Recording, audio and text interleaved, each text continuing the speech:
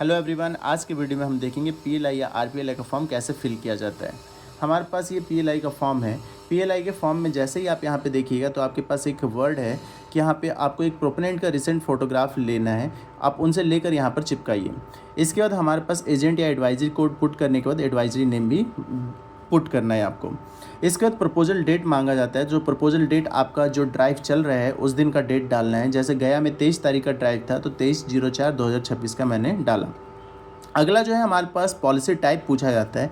तो आप लोगों को पता है कि पीएलआई और आरपीएलआई में डिफरेंट टाइप्स के पॉलिसी टाइप होते हैं। तो मैंने पीएलआई किया है तो मैंने ईए पे क्लिक किया। अब यहाँ पे आपको पहले ही मैंने मेंशन कर दिया कि कौन सा इंडिकेशन क्या कर रहा है। जैसे अगर किसी ने डब्ल्यू ए किया है तो होल लाइफ इंश्योरेंस होता है। अगर ई ए किया है तो इंडोरमेंट इंश्योरेंस कहा जाता है। CWLA क्या कहा जाता है तो कन्वर्टेबल होल लाइफ इंश्योरेंस कहा जाता है।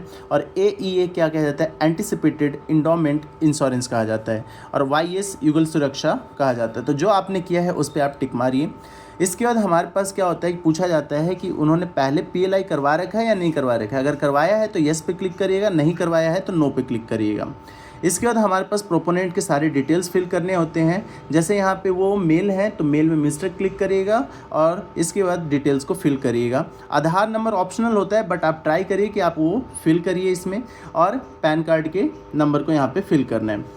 इसके बाद अगर वो प्रोपोनेंट शादीशुदा है तो स्पाउस पे क्लिक करिएगा। अगर वो शादीशुदा नहीं है तो फादर या मदर का नाम पुट कर सकते हैं। जैसे ये प्रोपोनेंट शादीशुदा नहीं है तो हमने फादर पे क्लिक किया और फादर के नेम को पुट किया है। इसके बाद प्रोपोनेंट का जेंडर पूछना है तो जेंडर मेल है तो मेल, फीमेल है तो फीमेल पे क्लिक करिए। डेट ऑफ बर्थ और इसके बाद मैरिड है अनमैरिड है वो आप खुद देख सकते हैं। इसके बाद हमारे पास एज प्रूफ मांगता है। अगर आपको कस्टमर मान लीजिए बर्थ सर्टिफिकेट देता है तो बर्थ सर्टिफिकेट पे टिक मार लीजिएगा। अगर कस्टमर आपको मैट्रिकुलेशन या ड्राइविंग लाइसेंस, पासपोर्ट या पैन जिस पे भी देता है तो उस पर आपको टिक मारना है। तो जैसे मैं पैन दिया तो पैन पे टिक मार दिया हमने। इसके बाद ये जो है हमारे पास पूछा गया है अगर फीमेल प्रोपोनेंट, तो अगर फीमेल प्रोपोनेंट है तब आपको ये डिटेल पूछना है। मेल प्रोपोनेंट में मत पूछने लग जाइएगा। फीमेल प्रोपोनेंट है तो यहाँ पर आपको डिटेल फिल करना है। कितने बच्चे हैं, अगर बच्चे नहीं हैं तो प्रेग्नेंट हैं या नहीं है, प्रेग्नेंट हैं तो कौन से मंथ में डिलीवरी होगा। ये वाला जो सेकंड आप देख रहे हैं ये स्पाउस का डिटेल पुट करना है लेकिन युगल सुरक्षा के लिए। तो ये अगर आपने युगल सुरक्षा किया है YS, अगर आपने पॉलिसी टाइप किया है तब ये डिटेल फिल करिएगा। अगर नहीं किया है तो आपको करने की ज़रूरत नहीं है। फिर इसके बाद हमारे पास डिटेल्स पूछा जाता है प्रोपोनेंट का। तो यहाँ पर आप मोबाइल नंबर भरिए उनका और इसके बाद ईमेल आईडी आप भरिए। इस वजह से क्योंकि मान लीजिए कि कस्टमर को अगर पीएलआई के साइट पे जाकर अपने डिटेल्स को चेक करना है तो वो ईमेल आईडी के थ्रू भी चेक कर सकता है क्योंकि ईमेल आईडी पे भी उसके सारे डिटेल्स आ जाते हैं।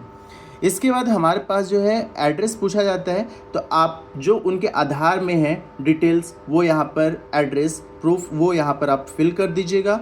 और बाकी डिटेल्स फिल करने के बाद अगर मान लीजिए कि उनका परमानेंट एड्रेस सेम है तो टिक मारिएगा, अगर नहीं है तो आप छोड़ दीजिएगा।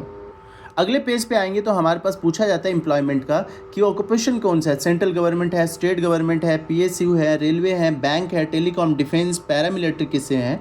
तो आपको जो भी है, जैसे यहाँ पे सेंट्रल गवर्नमेंट है तो सेंट्रल गवर्नमेंट पुट करना है। अगर स्टेट है तो स्टेट है, जिस पे भी आपको टिक मारना है।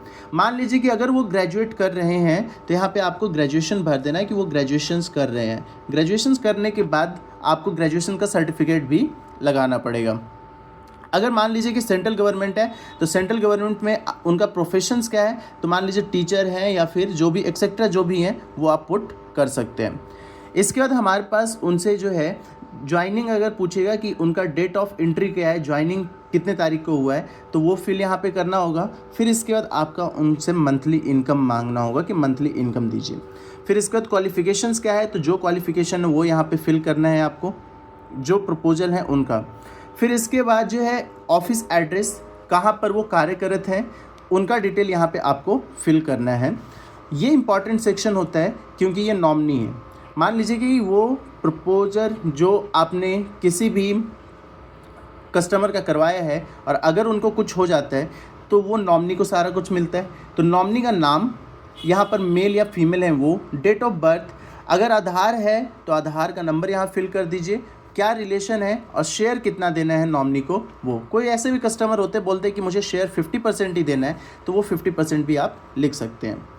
अगर मान लीजिए कि नॉमिनी 18 साल से नीचे है और उसका डिटेल यहाँ पे फिल कर देते हैं तब वो एक और चीज़ यहाँ पर है आपके पास कि अगर नॉमिनी माइनर में है तो एक वैसे नॉमिनी को लीजिए जो 18 साल से ऊपर हैं और उनका डिटेल यहाँ पर फिल करिएगा सारे सेक्शंस में, जैसे मोबाइल नंबर हो गया, जेंडर क्या है, और फर्स्ट नेम, मिडिल नेम और लास्ट नेम, रिलेशन क्या है, एज क्या है, आधार नंबर एक्सेट्रा। अब यहाँ पर 8 में आपको क्या है कि अगर वो पॉलिसी ले चुके हैं पहले से, ओके, अगर वो पॉलिसी ले चुके हैं तो यहाँ पे पॉलिसी नंबर और टाइप आपको लिखना है। अगर नहीं ले रखे हैं तो आपको इस तरीके से कर देना है। अब कवरेज डिटेल पे जाते हैं तो यहाँ पर हमारे पास पूछा जाता है कि मैच्योरिटी का जो है एज एट मैच्योरिटी क्या है। तो मान लीजिए कोई 60 साल बोलता है कि मैं 60 साल का हो जाऊंगा तब तक चलना चाहिए, तो 60 का भर दिया। आप वो आपके पास डाक सेवा ऐप है, वहाँ से आप ये चेक कर सकते हैं इन्फॉर्मेशंस को। इसके बाद पॉलिसी टर्म, जैसे ये 26 साल के हैं और इनको जो है वो 60 साल तक चलाना है, तो कितने साल तक टेन्योर्स रहेगा, तो 34 ईयर्स तक। इसके बाद कितना सम एश्योर्ड है, कितना आपके पास प्रीमियम आ रहा है और वो कैश दे रहे हैं या ऑनलाइन दे रहे हैं, वो आपको यहाँ पे मेंशन करना है। और इसके बाद क्या है, हाफ ईयरली है, ईयरली है, क्वार्टरली है या मंथली है, उस पर आपको क्लिक करना है। इसके बाद लास्ट वाले सेक्शन में देखिएगा आपके पास कि जो आपने कस्टमर है या स्पाउस है वो आपके हेल्दी स्टेट में है, तो यस या नो। तो जब हम अगले सेक्शन पे जाते हैं तो हमारे पास ये सेक्शन है, यहाँ पर आपको जो भी डिजीजेज हैं उसके बारे में टिक मारना है। मान लीजिए कि हाई ब्लड प्रेशर है या फिर हार्ट अटैक है, तो अगर है तो येस पे करिए, अगर नहीं है तो नो पे करिए। बहुत सारे ऑप्शंस हैं, दैट इज़ द 14 ऑप्शंस है, उसमें आपको पढ़ना है, और अगर येस है तो येस पे करिएगा, नो है तो नो पे करिएगा। इसके बाद अगर मान लीजिए कि वो हॉस्पिटलाइज हुए हैं, 3 साल के अंदर अगर हॉस्पिटलाइज हुए हैं तो आपको भरना है डिटेल, अगर नहीं है तो एन कर दीजिए। अब यहाँ पर ये 11.1 सेक्शन क्या कहता है कि अगर वो 20 लाख से आपने ज़्यादा किया है तब आपको ये फॉर्म फिल करना है, ये वाला ये ऑप्शंस टिक करना है, अगर नहीं है तो नहीं करना है आपको। ये इसी वजह से मैंने अंडरलाइन कर दिया है। देखिए आपके पास क्या बोला है कि अगर सम एश्योर्ड जो है 20 लाख से ज़्यादा है तब आपको ये ऑप्शंस को फिल करना है, अदरवाइज नॉट। फिर इसके बाद यहाँ पर बोला गया है कि 20 लाख से है तो वो वाला फिर से ऑप्शन है तो छोड़ दीजिए। और ये आपका 13 ऑप्शन है युगल सुरक्षा के बारे में, ये आपको अगर युगल सुरक्षा करवाया है तभी करवाइएगा, फिल करवाइएगा। इसके बाद हमारे पास आते हैं 14th ऑप्शन पे, डिक्लेरेशन बाय एजेंट या सेल्स पर्सन। तो आपका जो नाम है वो पुट करिए, एजेंट कोड, और यहाँ पे अपना साइन करिए और जो आपका डेट है वो पुट करिए। फिर इसके बाद यहाँ पर इसमें प्रोपोनेंट का सिग्नेचर चाहिए, वो पुट करवाइए, और एक प्रोपोनेंट का सिग्नेचर यहाँ पर करिए, और इस तरीके से आपका फॉर्म फिल हो जाता है PLI का।